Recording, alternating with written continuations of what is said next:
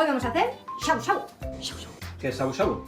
Shabu shabu es un plato típico japonés que es como si fuera un hot pot o una fondue china, que en realidad el nombre viene de la onomatopeya que hace la carne cuando la metes con los palillos en el caldo. Consiste en cocinar las verduras y la carne sobre la marcha, sumergiéndolas en el caldo hirviendo que tenemos en el centro de la mesa. Un momento.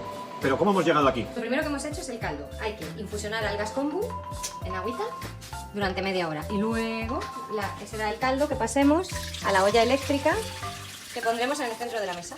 Después preparamos las verduras y los demás ingredientes. Y ya solo faltan las salsas. La salsa ponzu, que es una salsa de soja con cítricos, y la salsa gomadare, de sésamo. ¿Me lo he explicado?